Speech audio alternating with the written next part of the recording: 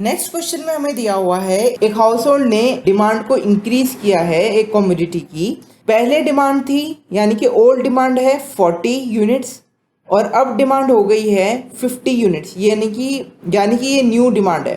ठीक है, old demand है 40 यूनिट्स की और न्यू डिमांड है 50 यूनिट्स की। और ऐसा तब हुआ है जब when it's price fall bye 10%, यानी कि उसका प्राइस में चेंज कितने का आया है, 10% का चेंज आया है। ठीक है, तो परसेंटेज चेंज इन प्राइस दिया हुआ है 10%। अब हमें कहा गया है कि what is the price elasticity of demand for commodity. हमें ये बताना है कि कमोडिटी के लिए प्राइस इलास्टिसिटी ऑफ डिमांड क्या होगी। तो आइए देखते हैं हम इसे कैसे निकालेंगे। हम इसमें लिखेंगे गिवन है ओल्ड डिमांड जो कि है 40 यूनिट्स, न्यू डिमांड जो कि है 50 यूनिट्स और परसेंटेज चेंज इन प्राइस दिया हुआ है 10%।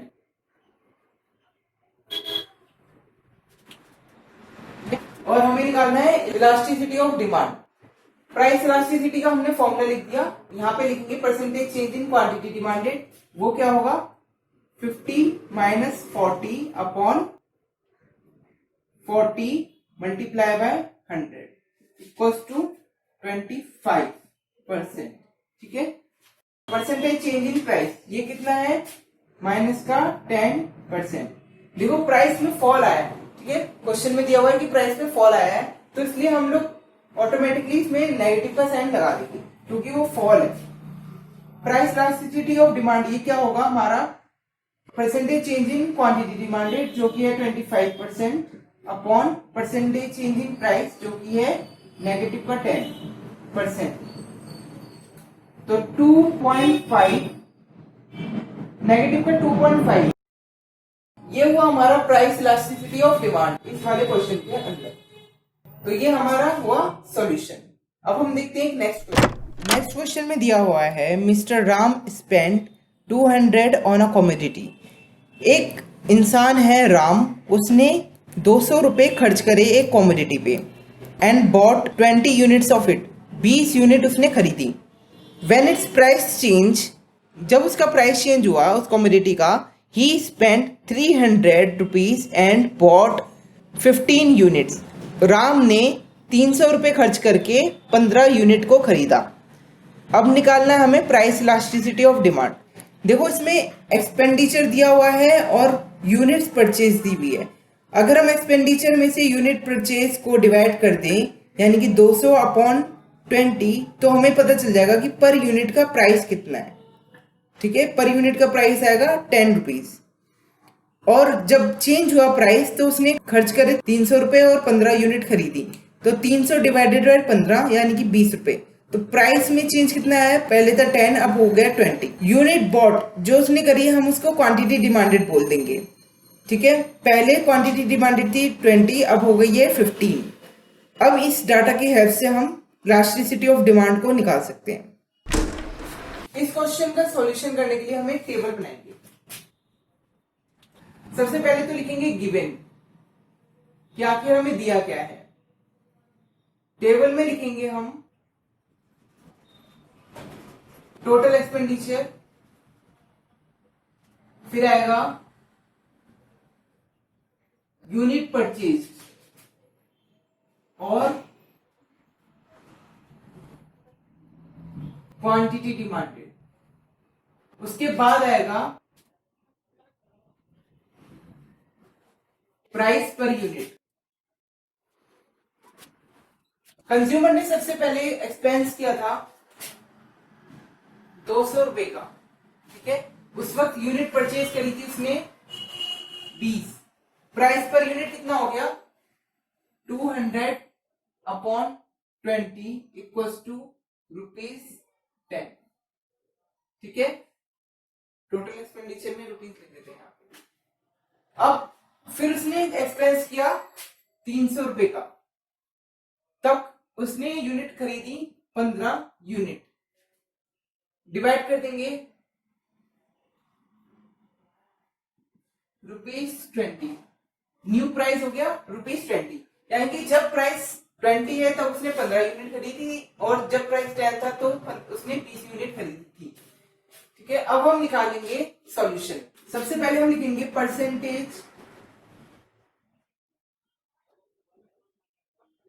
Percentage change in demand.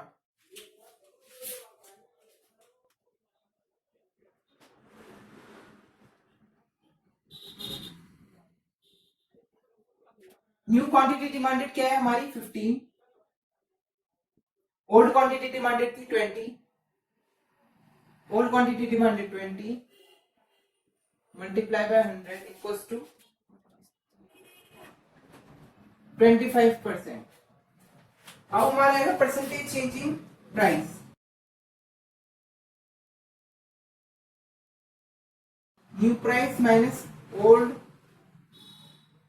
Price upon old price into 100।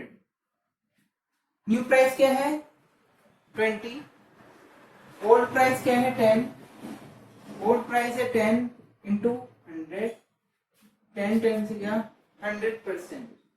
ठीक है, अब हमारा आएगा प्राइस इलास्टिसिटी ऑफ डिमांड, जो कि है शॉर्ट में लिख रहा हूं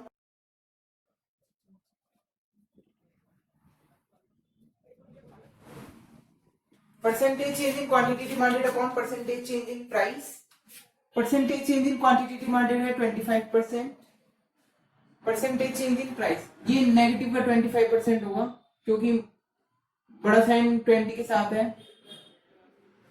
तो नेगेटिव का 25% upon percentage change in price ये हुआ 100, आंसर आया 2.5 नेगेटिव का। तो ये हुआ हमारा प्राइस इलास्टिसिटी ऑफ डिमांड और हमारा सॉल्यूशन इस वाले क्वेश्चन का। अब हम देखते हैं नेक्स्ट क्वेश्चन। नेक्स्ट क्वेश्चन में हमें दिया हुआ है good A and good B, इनका प्राइस पर यूनिट दिया हुआ है और टोटल एक्सपेंडिचर दिया हुआ है। देखो गुड ए का हम देखते हैं, प्राइस पर यूनिट है 4 और टोटल एक्सपेंडिचर है 20। तो हम इसकी मदद से हम निकाल सकते हैं कि क्वांटिटी डिमांडेड पहले क्या होगी ₹4 पे, तो 20/4 इक्वल्स टू 5, यानी कि 4 रुपये पर कंज्यूमर 5 यूनिट की डिमांड करता है और जब प्राइस 5 हो जाता है तो टोटल एक्सपेंडिचर है 15, तो उस वक्त क्वांटिटी डिमांडेड होगी 3, 15/5। ऐसे ही गुड बी में है, प्राइस पर यूनिट है 3 और टोटल एक्सपेंडिचर है 15, तो क्वांटिटी डिमांडेड होगी 15/3 इक्वल्स टू 5 और प्राइस पर यूनिट जब 4 है तो टोटल एक्सपेंडिचर है 4, यानी कि क्वांटिटी डिमांडेड होगी 4/4 इक्वल्स टू 1। ठीक है, तो इन दोनों की हेल्प से हम एक पहले टेबल बनाएंगे और टेबल की मदद से इसको सॉल्व करेंगे। तो देखते हैं सॉल्यूशन किया कैसे जाएगा। सबसे पहले तो हम लिखेंगे कि गिवन क्या है फॉर कमोडिटी ए। कमोडिटी ए के लिए क्या गिवन है, टोटल एक्सपेंडिचर कितना दिया हुआ है 20, और जब 20 एक्सपेंडिचर किया तो प्राइस कितना दिया हुआ है 4, और जब टोटल एक्सपेंडिचर किया है उसने 15 का, तब प्राइस है उस कमोडिटी का 5। तो क्वांटिटी डिमांडेड कितनी होगी, total expenditure upon price per unit 5 units. ठीक है, यूनिट्स में लिखा हुआ मैंने, और इस केस में जब प्राइस 5 है, 5 पर यूनिट, तब क्वांटिटी डिमांडेड क्या होगी 15/5 इक्वल्स टू 3। प्राइस के बढ़ने से क्वांटिटी डिमांडेड कम होगी। ठीक है, अब परसेंटेज चेंज इन डिमांड ये कैसे निकालेंगे, quantity new quantity demanded minus old quantity demanded upon old quantity demanded into 100। New quantity demanded है 3 माइनस ओल्ड क्वांटिटी डिमांडेड है 5, old quantity demanded 5 multiply by 100 equals to 2/5 into 100, 5 दूनी 10, 2 दूनी 4, minus का 40%। Percentage change in price, new price क्या है हमारा 5 rupees, old price क्या है हमारा 4 रुपीज अपॉन ओल्ड प्राइस क्या है हमारा 4 rupees multiply by 100 equals to 1/4, 25%। अब हम निकालते हैं प्राइस इलास्टिसिटी ऑफ डिमांड। ये क्या होगा, percentage change in quantity demanded जो कि है 40%, नेगेटिव का upon percentage change in price जो कि 25%, आंसर क्या निकलेगा माइनस का 1.6। ठीक है, तो for commodity A price elasticity of demand is minus 1.6। अब हम देखते हैं कमोडिटी बी का।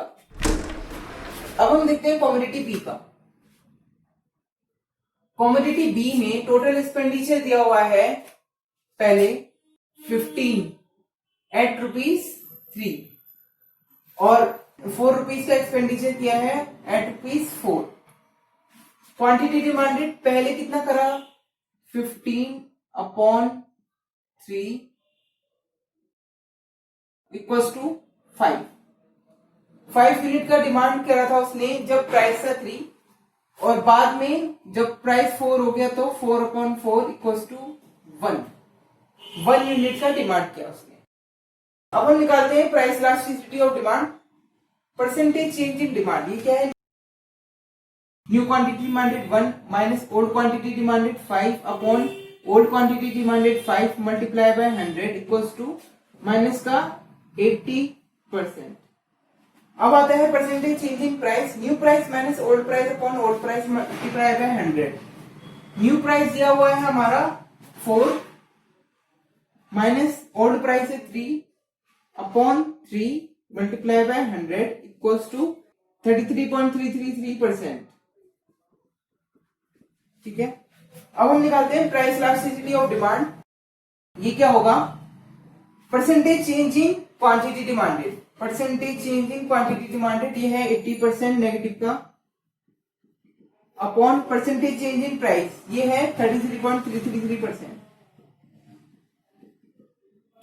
इक्वल्स टू आंसर क्या निकल के आया 2.4, नेगेटिव का 2.4। ये हुआ हमारा price elasticity of demand for the commodity B. तो पहले वाले कमोडिटी ए की प्राइस इलास्टिसिटी ऑफ डिमांड क्या थी 1.6 और इसकी प्राइस इलास्टिसिटी ऑफ डिमांड क्या है 2.4। कौन सी कमोडिटी की डिमांड ज्यादा इलास्टिक है, कमोडिटी बी की। तो हम इस स्टेटमेंट को यहाँ पे लिख देंगे, नीचे लिखेंगे